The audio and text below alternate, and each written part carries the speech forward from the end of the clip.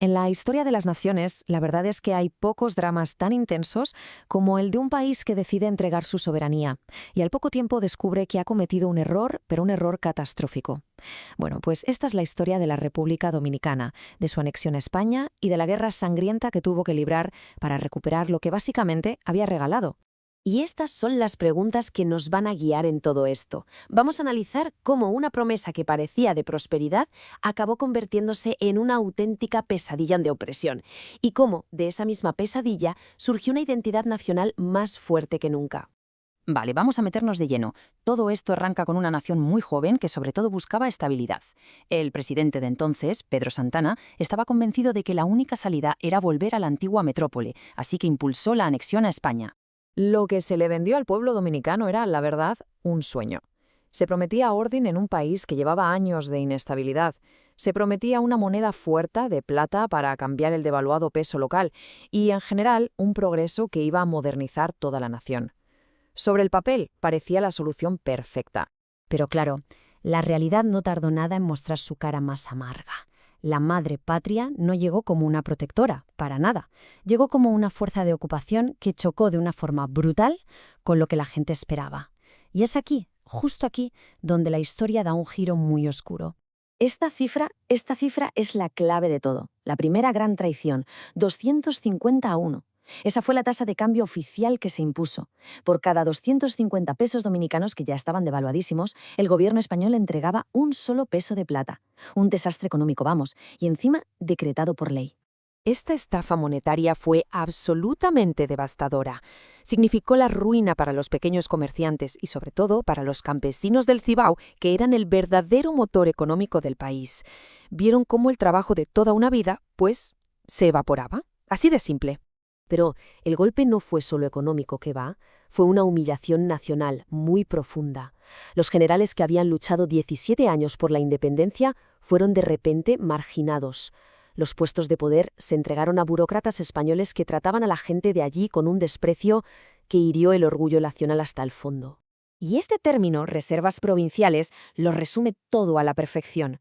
Fue aquí donde metieron a los líderes militares dominicanos, héroes de guerra, de repente puestos bajo el mando de oficiales españoles recién llegados y que muchas veces tenían incluso menor rango. La traición ya era innegable. Por si la estafa monetaria y la humillación no fueran suficiente, el régimen español se dedicó a estrangular, pero de forma sistemática, la vida económica y política de la isla. La situación se volvió sencillamente insoportable.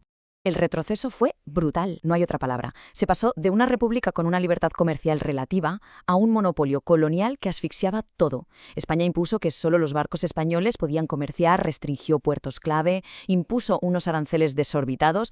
Vamos, fue como volver al mercantilismo del siglo XVIII.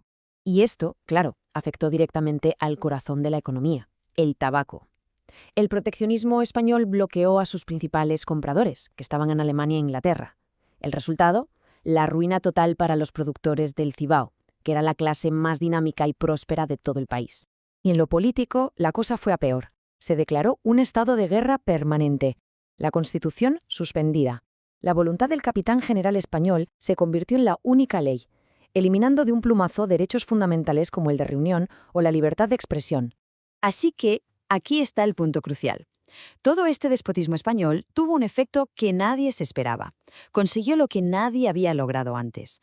Unificó a todas las facciones políticas dominicanas que antes eran enemigas irreconciliables bajo un único y muy poderoso sentimiento, el odio hacia la potencia ocupante. La presión había llegado ya a su límite. La única salida que quedaba era la rebelión. Pero ojo, esta no iba a ser una guerra de élites, para nada. Iba a ser un levantamiento popular que cambiaría para siempre la historia de la nación. La guerra estalló con el famoso grito de Capotillo y se extendió como la pólvora. Hubo momentos clave, como la quema de Santiago, que demostraron hasta qué punto estaba determinado el pueblo. Y durante 2 largos años, una feroz guerra de guerrillas desangró al ejército español hasta que no tuvo más remedio que retirarse.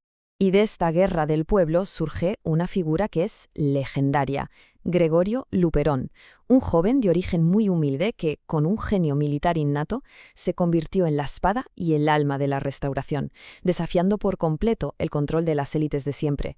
Pero vamos a ver, ¿Cómo consiguieron vencer a una potencia mundial?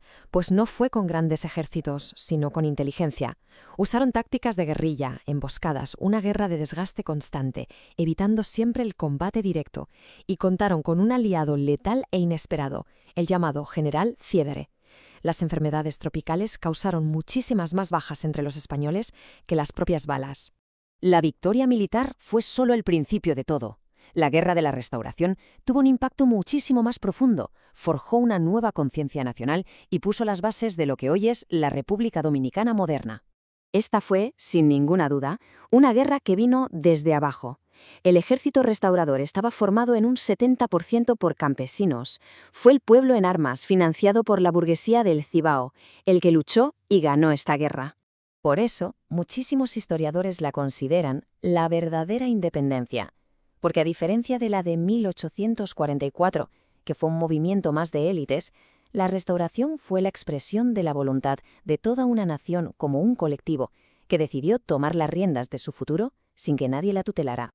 La guerra consolidó una identidad totalmente nueva. El miedo, el pánico a que España volviera a imponer la esclavitud fue un unificador poderosísimo. Permitió que ascendiera un nuevo liderazgo mulato, como el de Luperón, y destruyó para siempre esa idea de que necesitaban a una potencia extranjera para sobrevivir. De ahí nació una identidad mestiza, sí, pero sobre todo soberana y muy orgullosa. Políticamente, esta guerra dio origen al sistema de partidos que iba a dominar el resto del siglo. Por un lado, el Partido Azul de Luperón, liberal y nacionalista; por el otro, el Partido Rojo de Báez, más conservador y caudillista.